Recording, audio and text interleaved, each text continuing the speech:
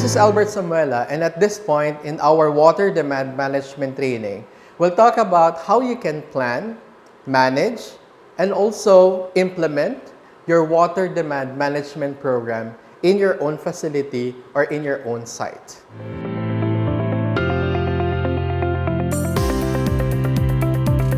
It's important that you do proper planning, a comprehensive and strategic plan for your water demand management program. This plan should have the full support of your senior management or even your top boss to ensure that all the subsequent steps will also be successfully implemented. When you start to plan your water demand management program, make sure that you consider 4 important areas. Number 1 is make sure that you address the low-hanging fruits, meaning the easy ones. An example of this would be reduction in the water losses, the leaks, for example.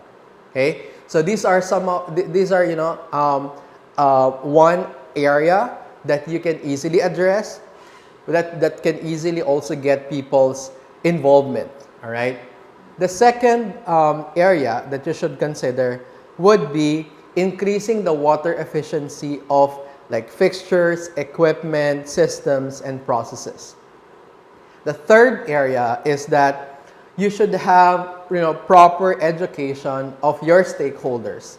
Stakeholders would include your employees and your occupants about water efficiency and encourage water saving behaviors. Because at the end of the day, they are the ones who will implement and make it a success for you. And then the fourth area of consideration is that you consider or you explore what are the alternative sources of water that you can develop within your facility. Because I think this is also what I would say part of the easy ones or the low-hanging fruits, particularly if you're just talking about low complexity sources of alternative water. So once you have considered and prepared in these 4 areas, then you can start with the 7 steps of WDM program management that we recommend.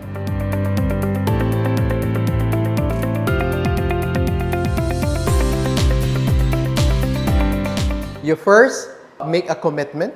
Okay, make a commitment, meaning you as the WDM champion or the leader, make sure that it's clear to you what's the end goal and how much time you can commit to this.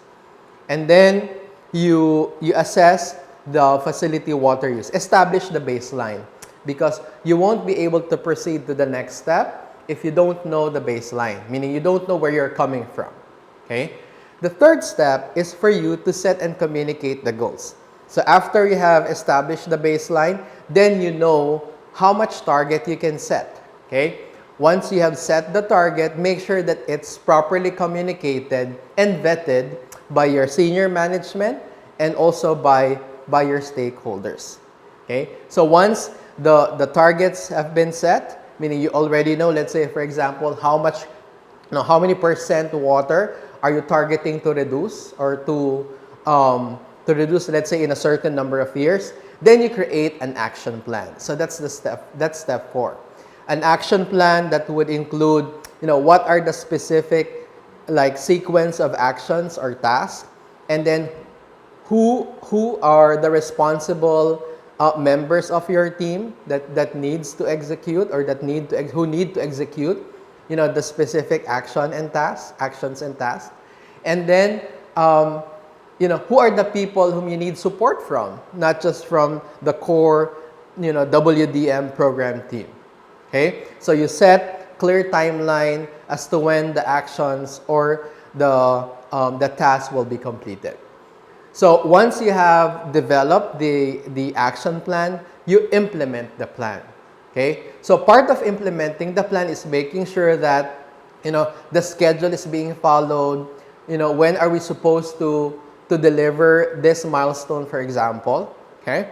And then at the same time, you evaluate your progress, make it visible to your stakeholders. How are you progressing against your plan? Okay? And then, the last step is recognize achievement.